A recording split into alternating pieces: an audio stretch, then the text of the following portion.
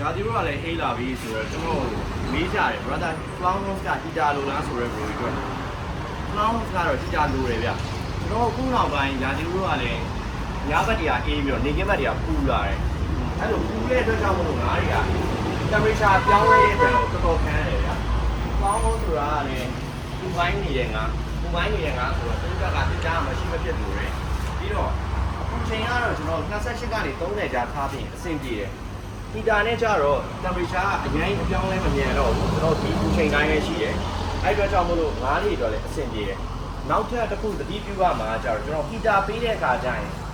air pan ပြင်းပြင်းပေးဖို့လိုတယ်ဘာလို့လဲဆိုတော့ရေကပူသွားတဲ့အချိန်မှာရေထဲမှာအောက်ဆီဂျင်ပြောင်းလဲမှုနှုန်းကနည်းသွားပြီနည်းသွားတဲ့အတွက်ကြောင့်မို့လို့အောက်ဆီဂျင်နည်းမယ်ဆိုရင်ငါးတွေအောက်ဆီဂျင်ပြတ်ပြီး short ရဖြစ်တယ်လေအဲ့တော့အဲ့ဒါတော့ view site ကလည်းပြပြီးရင်နောက်ထပ်တစ်ခုကတော့ overfeeding မဖြစ်ဖို့ပဲငါးတွေကဒီအချိန်မှာရာသီဥတုပြောင်းလဲကြောင်း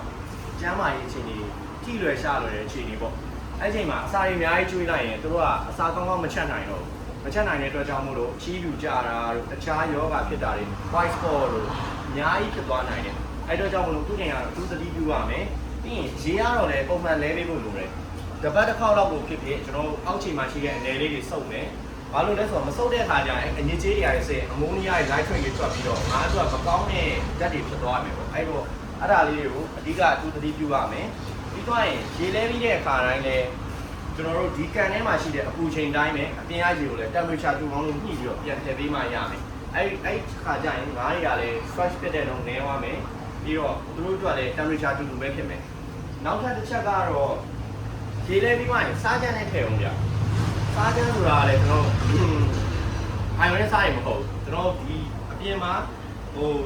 ရိုးရိုးဝယ်သုံးတဲ့လီးဖို့ကြောင့်သုံးအိုင်ဝဲစားရင်မဟုတ်ဘူးပြီးတော့ရိုးရိုးစားကြမ်းပဲစားကြမ်းဆိုတာလည်းကျွန်တော်ကုန်းလုံးဆိုင်ကြီးတော်တော်များများမှာရှိပါတယ်စားကြမ်းလို့ပြောလိုက်ရင်ကျွန်တော်ဒီ